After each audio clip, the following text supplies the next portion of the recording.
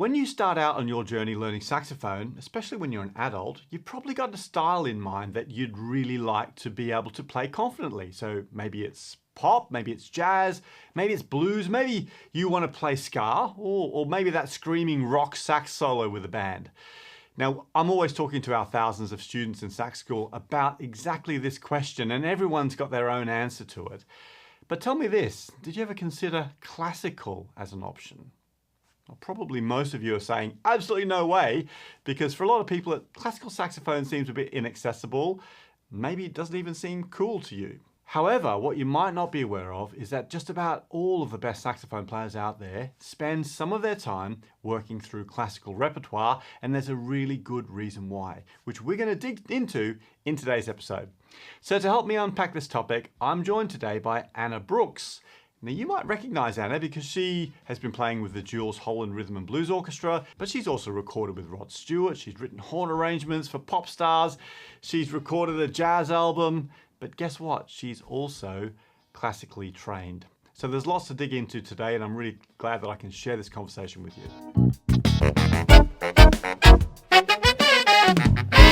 I managed to stick one. Yes. I don't know if I mentioned. I'm a Moriat, official Moriat artist. Oh yeah, I saw it online. Yeah. So I thought I'd better get one of the Moriats in the show and just keep them. Yeah, they're great though, aren't they? I love them. So Anna Brooks, hey, welcome to the podcast. Great to have you with us. I'm curious though. Me. I'm curious about something. So you know, when you first started out studying classical saxophone, did you have an idea that your career was going to go in all these different directions? I mean, goodness me, hip hop, blues, playing on the telly, writing for TV and film and all this other stuff? Or did you have, a proper classical ambition? I'm going to be a classical saxophonist.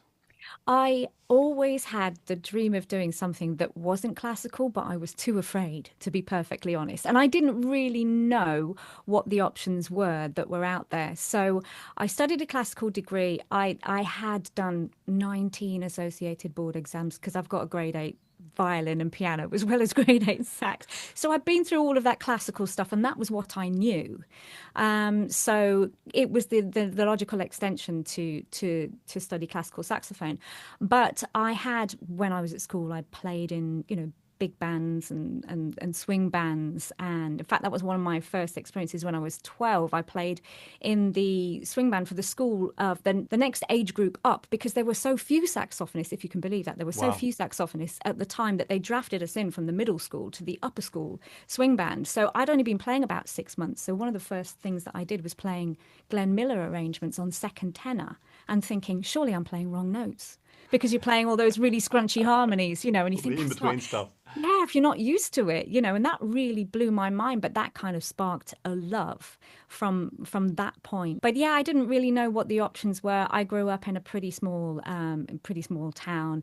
I didn't know any sort of professional gigging musicians, so there was no one to really kind of guide me about what you could and couldn't do. I knew all of the teachers and people running bands, but outside of that, I didn't know anyone who was doing gigs. So I went and studied classical, and it was actually during that time that I think the first couple of years I really wanted to improvise.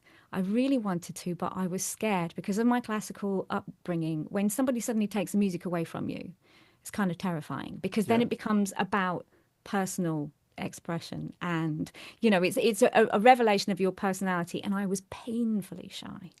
I was an incredibly shy young adult, and the idea of that would really, really scared me. But I knew that I desperately wanted to do it, so I basically forced myself. By the time I was in my third year, so I studied for a classical degree, and it was a 4-year degree at the Birmingham Conservatoire. And by the time I was in my third year, I thought, right, this is it. I'm going to go to a jam session, and I'm just going to play.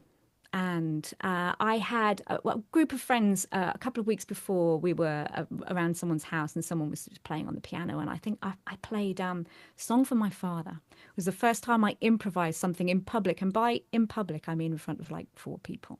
And they said, that's great. They were so supportive. They said, that's great. You really need to do this. But, I had to have a couple of beers before I could do it. That's not good advice, by the way. No, it's not. It's not. Wow. I don't think that's an uncommon story, actually. I mean, my background's kind of the same in that I went to do a classical degree because that was kind of the option. Yeah. And Well, I mean, I'm couple of years older than you, but we both were studying back in the late 80s, I suppose. And, that was kind of, classical was the thing to go and do. But Yeah. and I agree with you about the career path wasn't as obvious unless you Yeah. were. I guess there were some people that were super focused on the jazz thing from a young age, but I didn't really Yeah. discover the jazz that I found later when I was younger. You know what I mean? Like Yeah, same the, here. Same here. the clearer Yeah. path was the classical stuff. Well, that's interesting. So, how did that jam session go? How did the song for my father go? Song for My Father went great, actually. I was terrified, and then I started going to a regular jam session in a pub in Moseley in Birmingham. So this would have been. I went to the conservatoire in 92. So this would have been about 94. And I started going on a Monday evening, and there was a crowd of really supportive people. And I just started going. And I remember the first time I stood up there, and I thought, I'm going to play wrong notes, or people are going to go, oh, she doesn't know what she's doing. But again, what I've found, and this is what I tell people, students of mine who are nervous about improvising, is that actually, if you're not someone who, if you don't consider yourself an improviser, if it's new to you, then you tend to think, well, people might sort of giggle if I play a wrong note or go, well, that wasn't very good. But actually, people really respect you for trying something new. And people who are really into jazz want you to be into jazz. So they're just going to be encouraging that, actually. And that's what I've always found. I love that. That's a great different way to frame it in your mind. Because I agree, there is a lot of fear. I mean, we at Sax School are helping thousands of adult learners. And strangely enough, adults are often more fearful than kids are when they're learning. Absolutely. Because they've already proven themselves in their career. They've already been successful doing whatever they've done. And now they're back to square one, but they're an adult. And somehow falling over seems easier and more acceptable when young. But when you're an adult, we're not supposed to fall over and make mistakes. So there is a lot more fear. That's a great way to think about it, though. And I completely agree with you, because the learning happens often when you do fall over in jazz. Absolutely. When you do something in that sort of pressure environment, and wow, actually, I thought I could do that, or I didn't expect that to sound like that. I'm learning, I'm refining my process for finding a pathway through the harmony. Yeah, I think we have real expectations as adult learners. We kind of know better what we want to sound like, and particularly if you're someone who comes to jazz improvisation from a classical background, and maybe you're already quite proficient. So as you say, the idea of then making a mistake is kind of even worse in a way. So you've got to allow yourself to sound like a beginner when you're improvising. And that can be very hard if you're not sounding like a beginner, if you're playing written music. Yeah, absolutely. So what I'm really curious about is your journey going from classical into, I mean, we're saying jazz, but really into improvised music, because you were doing all sorts of different things. And by the way, for people that don't know about you, or maybe we should start that conversation. I want to find out, the benefits of classical and how it helped you with the other stuff that you did, if we sort of group that all together as popular music. But just for everybody else, before we get there, you went on to do things like the Brooklyn Funk Essentials and the Jools Holland gig, but also there was the Cheltenham Jazz Festival stuff that was happening just after you finished. So tell us a bit about sort of the variety of things that you found yourself doing in those few years after the conservatorium. Well, just after I graduated, I was given an opportunity to perform my own compositions with my own jazz quintet at the Cheltenham Jazz Festival. They had the Jerwood Rising Star series, and I was chosen as a Jerwood Rising Star. And for that, it was great because I was actually sort of forced to compose music, which, because it's very easy just to play jazz standards, and that's fantastic. But really what takes your music to another level is when you're playing your original compositions. And I was very much inspired by Joshua Redman. At the time, Joshua Redman's Hide and Seek album, and I loved his compositional devices. And I kind of gave myself a brief, like I wanted to include some of that kind of style of writing, and playing. Yeah. So just to be clear, that because I'm thinking about the timeline here. Yeah. From Song for My Father Yeah. to there is about 18 months or something, right? Is it? Yeah, well, what had happened was in my third year of studying, as well as sort of forcing myself into this improvisation thing, I actually started a function band. Okay. And so that's actually where I started, well, kind of where I was really started doing a lot of arranging because I was arranging for the function band. But through doing that, then I started to do a lot of regular gigs where, okay, albeit in pretty much a pop context, but I was improvising a lot. So I got a lot of experience in just a few years, I guess. And actually, then by the time I took my final recital at the conservatoire, I actually was playing quite a bit of jazz based music because there's quite a broad syllabus there, which is the course that I now teach on. So we were actually able to play jazz, and I'd started to kind of jam a little bit with people there. So I got a lot of experience in just a few years, Wow, really. that's really amazing. And pretty cool too that you were able to do some jazz repertoire in your final recital. Yeah. Yeah, Mine that's the was, thing that I love about our course. Yeah, yeah, yeah. sounds You didn't get amazing. to do that Well, yourself? so the way it worked for me in Australia, I also did a 4-year classical degree, but there was that conservatoire in Australia had a classical school and had a jazz school. So what I did is all of my electives were the jazz electives. So I kind of did both things, right? So I did all the classical stuff, and my final recital was, I don't know, all the Eber and Paul Creston and all the normal standards Oh of yeah, repertoire. And yeah. then on the other side, I was scurrying off and doing all the jazz stuff and playing in the big band and trying to Fantastic. learn all that sort of thing.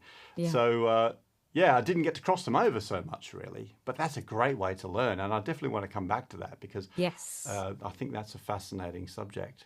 So Yeah, you yeah. did the Cheltenham Jazz Festival thing. How did it go? Did the Cheltenham Jazz Festival.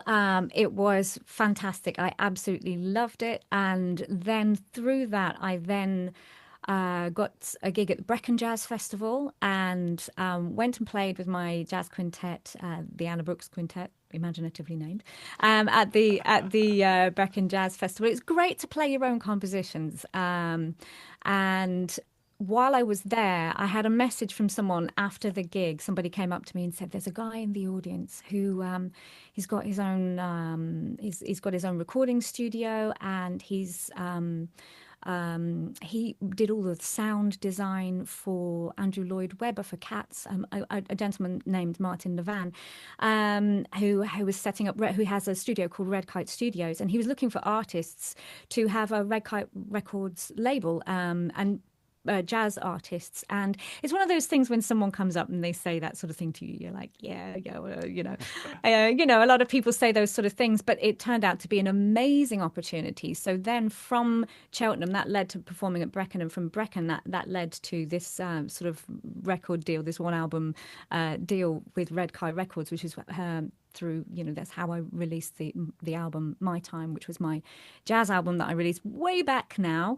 I think it was 2003. Okay. So yeah, it led to fantastic things, and it Wow. was an amazing opportunity to do that. And I toured that for a little while. Back then, you could do the jazz services tours where Yep. you'd have to get 10 different gigs in 10 different counties or something like that. So I did that, but then I started to evolve a little more away from the jazz thing to what was, I suppose, really in my heart. Of course, I am a jazz player, but I've never been a bebop player or hard bop player. My ear and my sort of sensibilities lead me more towards something with maybe more of a funk pop kind of influence. Maybe a compositionally, maybe not so much smooth jazz, but I absolutely adore Gerald Albright. Yep. So my influences, saxophone influences, are quite mixed. I mentioned Joshua Redman, but yeah, also Gerald Albright, Michael Brecker. It's an eclectic mix. And Cannonball Adderley. It was Cannonball Adderley that brought me to jazz in the first place, actually, his sound, but because he's got that blues thing that he Yep. does, and that's what's always appealed to me. So I started to move a little bit away from just that straightforward jazz thing to stuff with maybe more of a funk or a pop or that kind of Yeah. influence. Wow, brilliant. And should just mention that Brooklyn Funk Essentials, you did a Mm. couple of albums with them. How did that come about? Are they based in the States or? Yes, at the time they were based in the States. So I work as a music arranger and a music copyist as well. I've got a bit of a crazy portfolio career. So I was actually working on the scores for Doctor Who at the time, working on Sibelius notation software, making the scores all look lovely, making sure that no notes were squashed up against each other. And I was on a crazy deadline working on, a sort of 32-piece orchestra score. And this little email went ping. And it was an email from a gentleman who said, yeah, I'm the musical director for the Brooklyn Funk Essentials, and we're looking for a saxophone player, and we're wondering if you might be interested. And I thought, I haven't really heard of them. So I looked them up and immediately saw them playing in front of 200,000 people in, I don't know, Madison Square Gardens or something, and absolutely loved the music. Absolutely my bag. Funk, bit of ska and reggae in there, hip hop influences.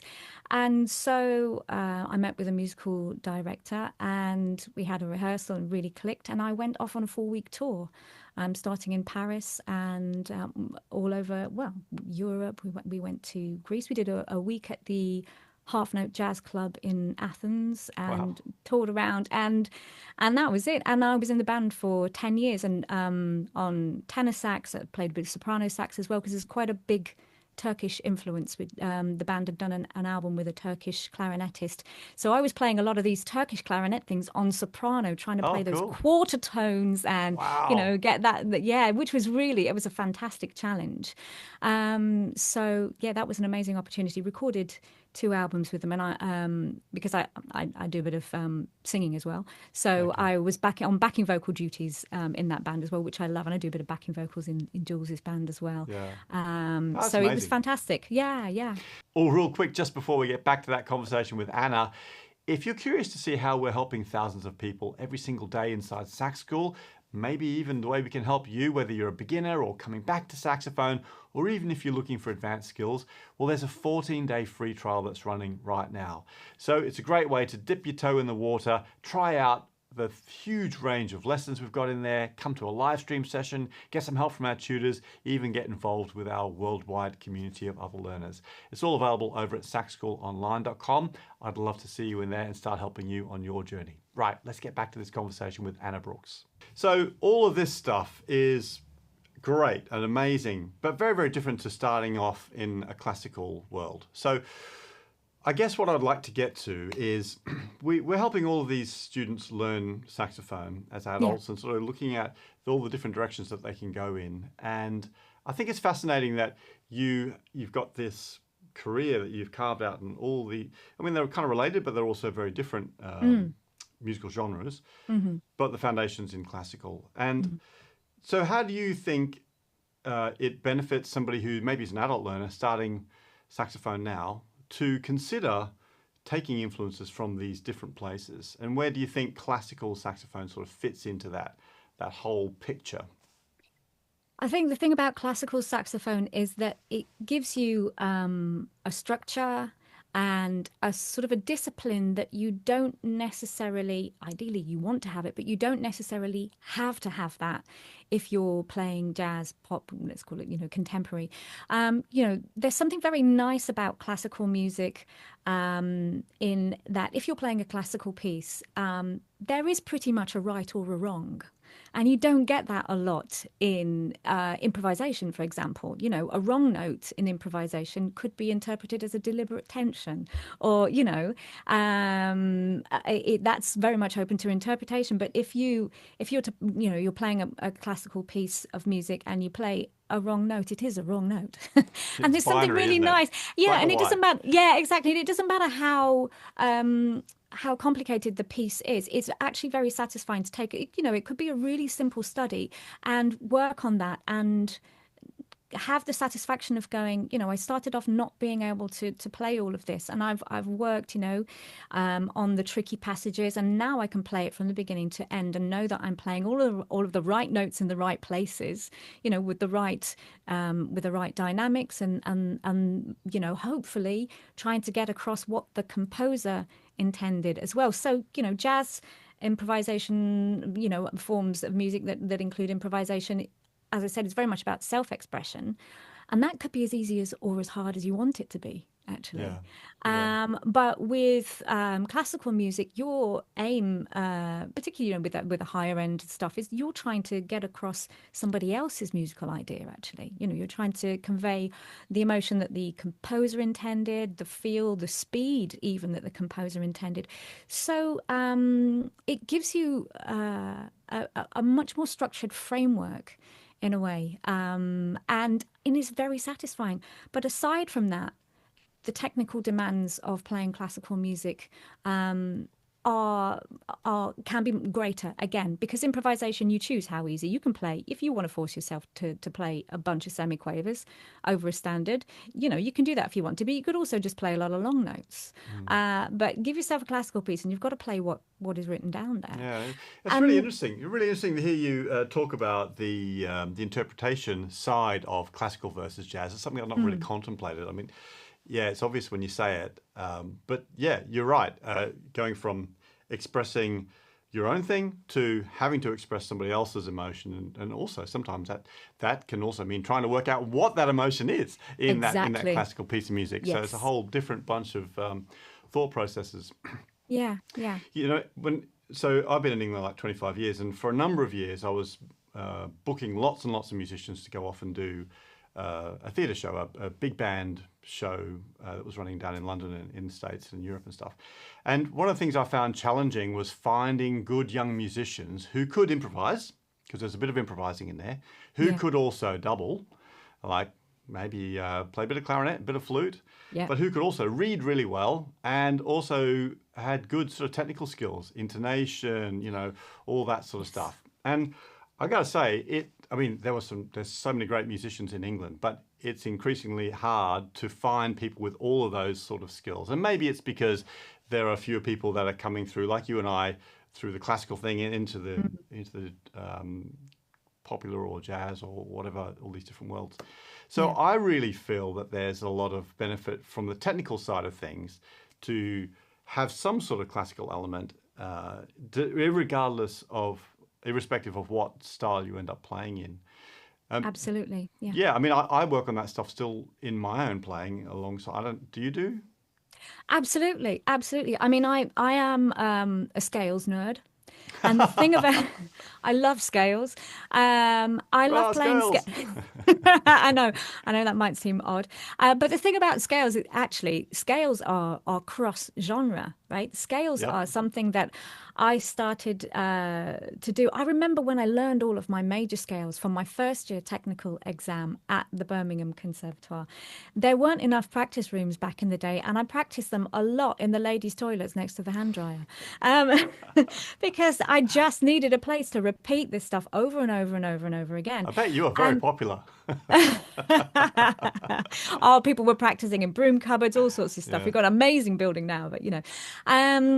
So practicing scales, it's something that I do on a regular basis, and I don't practice them fast. There's a misconception as well that you've got to be able to do stuff really fast. Yes, you do want to be able to play fast. You do want a good finger facility, but often practicing scales literally just at 60 beats a minute and practicing them even in crotchets and then maybe in quavers and then maybe you can do them in semi-quavers is one of the best things you can do, because I'm really into efficient practice because I don't have a lot of time. I do a lot of things. So by practicing scales, not only are you, for example, learning about keys, what are the notes in that scale.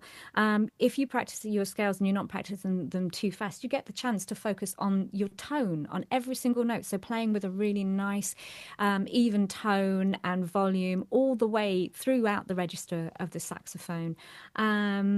You're practicing with a metronome as well, always with a metronome. So you're also practicing your own internal time feel. I mean, that's something that as seasoned musicians, you and I probably don't have to work that much on, but at some point you just got to get a metronome out and literally practice playing in time with it to develop your own internal metronome. So there's a whole bunch, I think I once counted them up, and there's like 7 or 8 different really, really crucial things from just practicing scales, which you might think of quite a classical thing, but of course for improvisation they're also absolutely essential. And all of the modes that we use in jazz are all the major scale starting on a different note. There So you go. you're good at your major scales. Actually, you know all of your modes. So I do scale practice. Long note practice, mouthpiece practice as well, just practicing on the mouthpiece alone. I've done a lot of that in the past. And overtones and Yeah. always overtone exercises. They're great for just building a really, really fantastic sound. And they're the best way to approach the altissimo register. And I'm a bit of an altissimo addict, to be Yeah, honest. no, me I'm too. always up there. Absolutely. Yeah, me too. I love it. And also, not Love only it. is it fun to be up there, but it's also an important thing to be working on in your practice Yeah.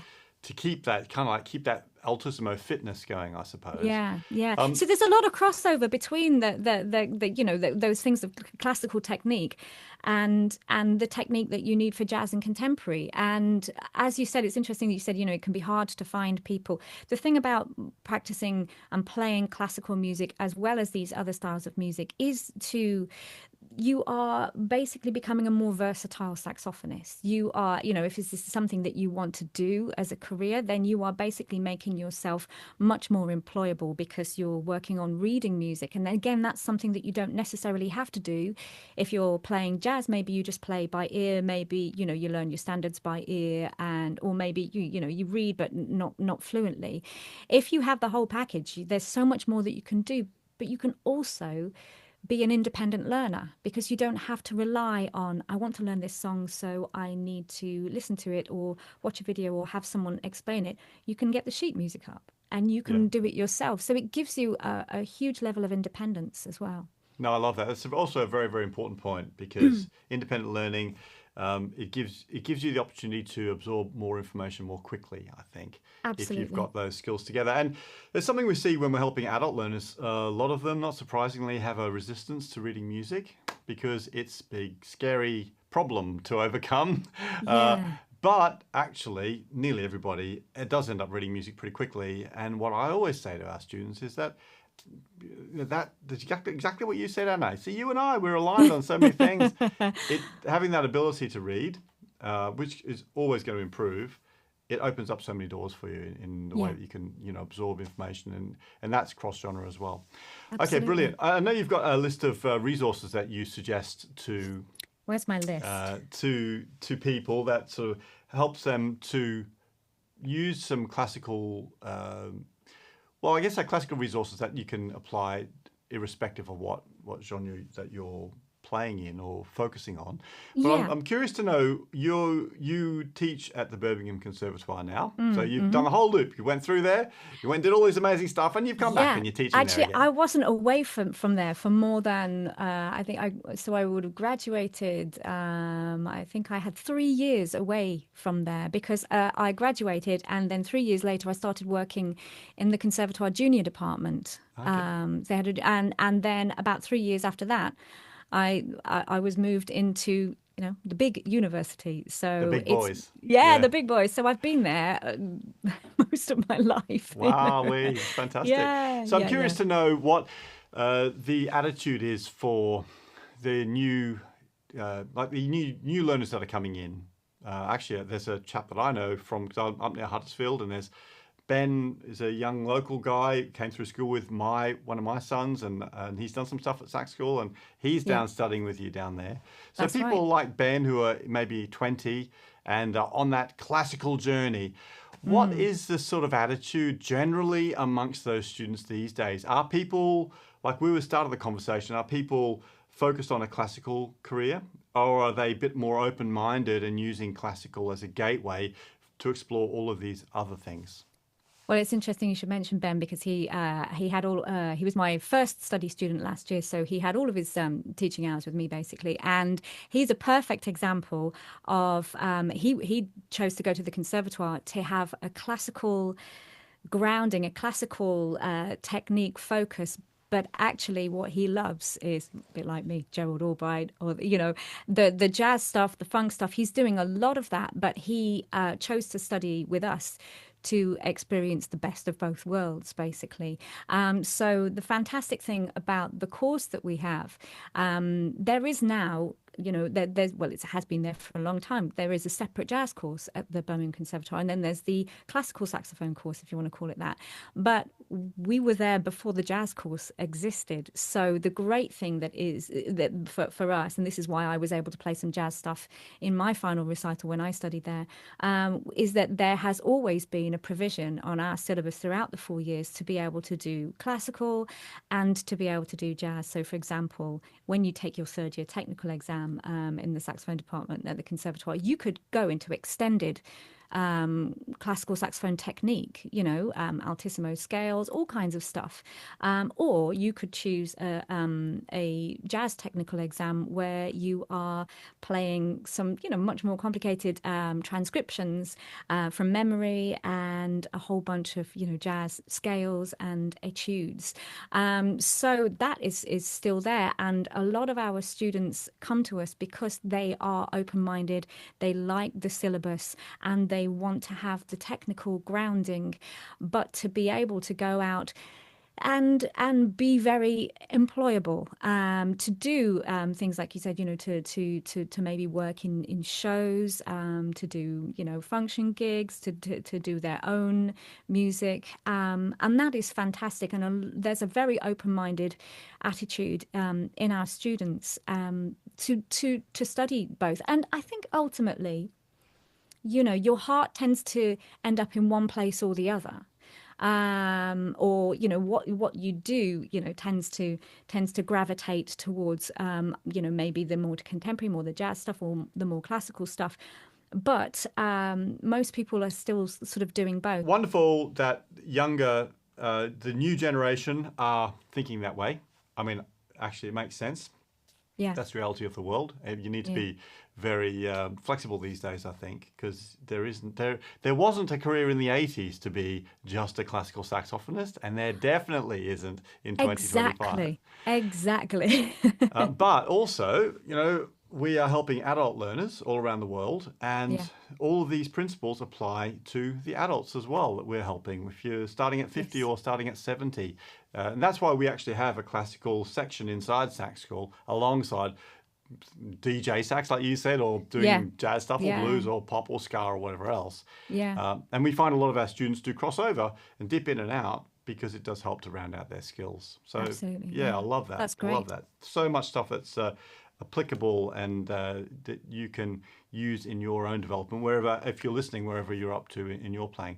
So, okay, 3 resources then. That's a tricky one, Anna, but have you got 3 resources that you think? I haven't exactly got 3. I've got 2 and then sort of some ideas, because it's just really, really hard. So if I would say if you are someone who is playing, if you're an adult learner and you've been playing by ear, and maybe you've been learning, sort of following along with videos, or listening and picking things up, and you don't read music yet, and maybe you're at the beginning of your journey, I would say you cannot go wrong. This is kind of old school, but you can't go wrong with Peter Wastel's tutor book, Learn as You Play Saxophone. Oh, what a classic. It's a classic. It is a classic. It's actually the book I learned with. And, I've seen lots of different tutor books come and go over the years, but this one, what I like about it, it teaches you to read music as you go along. You're learning the saxophone and you're learning music, how to read the notes, and it's set out in a very satisfying way. You do get a sense of satisfaction of going, I'm on chapter 3 now, I'm on chapter 4. It's a really, really nice progression. It's got a classical leaning, so it explains what some of the terms that we use in classical music are, because that's another thing that can be a bit sort of, what is this sort of rallentando and mezzo forte, and what do those things actually mean, and why are they not in English? All of that sort of stuff. Like, we've got to learn another language as well as the language of music. Yeah, exactly. So it kind of really deals with overwhelm. And I've had a lot of adult students, a lot of adult learners using that book with really, really great results. And it's got concert pieces in it as well that you can then play along with a piano. If your teacher's an accompanist, or you can get I think you can find the sort of the accompaniments online. So there's a real real kind of, that's a really, really good resource, I think, for if you're at the beginning of your sort of Okay. saxophone journey. So All I right. highly Love it. recommend that one. Love it. That's number Um, one. What about number that's number two? one. Number two.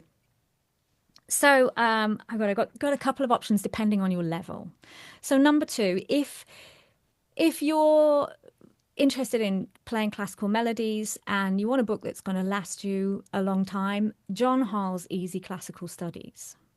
It is a really great progressive book. It starts out, it's funny, I love the way he calls it easy because by the end of the book, trust me, it's not easy. But it does start out very approachable, and it takes you through from quite easy, really focusing on tone, nice, just beautiful melodies, to give you the chance to really think about your sound and your intonation, and it takes you through from the beginning to some stuff that is really quite chewy towards the end, Chewy. I something like that. yeah, chewy, something to really get your brain and your fingers and your embouchure and your tongue around. So you definitely get your money's worth with that book. It will last you a few years, and there's some duets in there as well. Lovely. I think the other Um, great thing about those sort of books is that you can dip in and out of them, come back to them over and over and over. Absolutely.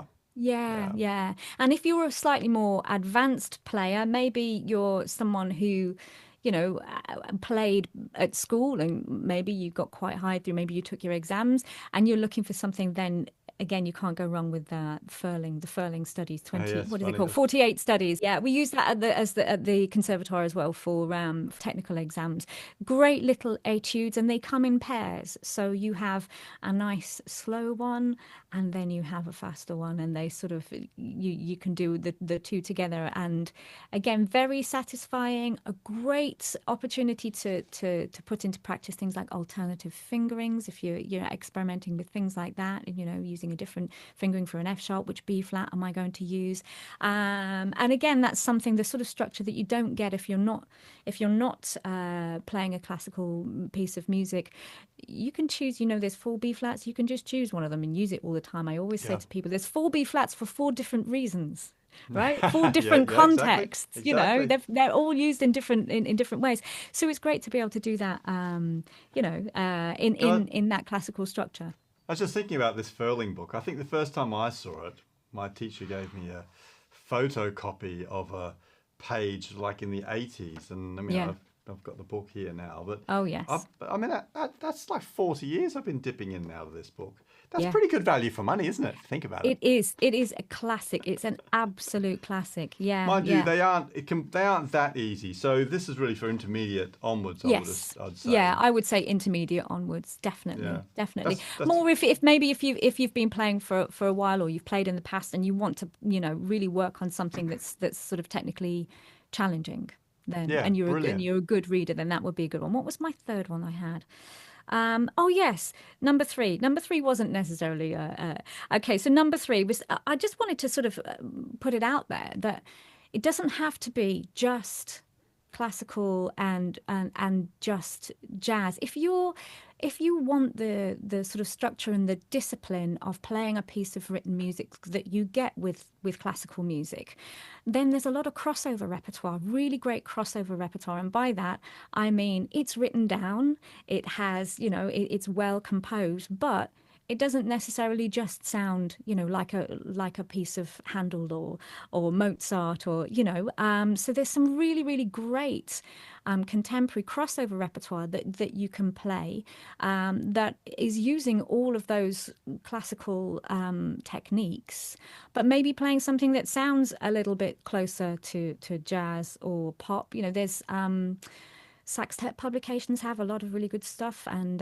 Astute Music have some really great contemporary things like that. So lots of study books out there, and there's even at a much easier level, something like there's a book called 60 for Sax. Oh yeah, yeah. Yeah, which is again, that's maybe more aimed towards younger learners, but again, it's using all of the discipline of Mm. classical reading and technique, but just songs that sound a little bit, tunes that sound not necessarily so hardcore classical if that's not your thing. So there are lots of crossover repertoire that's Love it. really great. Love it.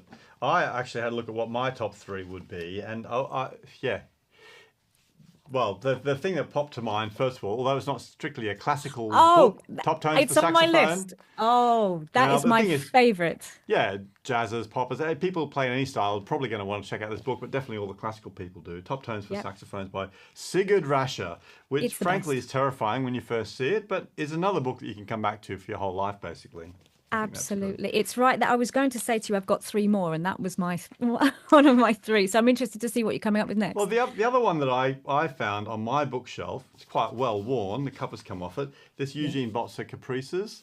Now, this is a bit scary, but if you're looking for if you're a more advanced player and you're looking for something that's a bit more challenging, and again, something like the furling that you can dip in and out of, I think this is brilliant. Yes. Do you ever look at these? I did one of those for my first year recital at the conservatoire. There you go. You see, most people who've done some classical study have looked at this book. Yeah. I think most of them probably looked at this book, the way its condition is. Yes. It's been around the Yeah. traps a No, bit, that's but great. yeah. Yeah, absolutely. What was the other one I had? Oh yeah, got to mention you've got Top Tones and you've got your bots. Have you got a third one there? Well, Oh, my you've three. got the The other two. one was the furling. Oh, yeah. Yeah, the furling. Yeah. Fab. Yeah, Sigurd Rascher's Top Tones for the saxophone. I have been recommending that, for the last 25 years. It's amazing, whether it's classical or jazz that you're playing. Like you say, that's fantastic. And it's the sort of Bible for altissimo, but just technique in general, just getting a great sound. There's so much in there. A lot of people use it because it's called Top Tones for the saxophone. A lot of people like to just go straight to the end bit where it talks about altissimo, but don't skip the other stuff. The other stuff's really, really important. Dave Liebman's Developing a Personal Saxophone Sound. Have you come across that one? Very good. That's a great book. I think it's gone in and out of print. It's been around for a while. That if you're really into you want to know in depth about technique, and you want diagrams of tonguing and what happens with the diaphragm when you breathe, and things about extended techniques. That is a fantastic book. So, and the other one is for improvisation, the Jazz Theory book by Mark Levine. Oh yeah. It's one I've been looking into my entire improvising career, going, one day I'm going to read through all of this and digest every bit, and you can dip in and out, and it's brilliant. I base a lot of my my teaching, a lot of the workshop delivery that I do, actually I use that as my sort of reference point sometimes. If I think, I want a really, really clear way to explain something, Yeah. it's all in there. That's a fantastic resource. There's a reason why these books have been around for a long time, because they're really, really great. And the other thing, Anna, you said to me before we started recording that you're an over-preparer. Well, Yes. you've just proven to me you're an over-preparer. Because I thought we were talking about 3, and you've listed about 8. So Those were the 3 bonus ones. 3 plus 3 bonuses. 3 plus 3, I love it. Yeah. Brilliant. Yeah. So great to talk to you today. And I hope for everyone listening that it's inspired you to go and maybe look at some of those classical resources and start working a little bit of that classical stuff into your practice routine, whatever it is that you might be working on. So yeah, brilliant. Thanks a bunch, Anna. Thank you very much. Oh, thanks so much for sticking to the end. I really hope you enjoyed this conversation. And you know what? If you're feeling particularly generous, it'd mean the world to us if you could just go and give us a 5-star review on whatever platform that you listen to for your podcasts.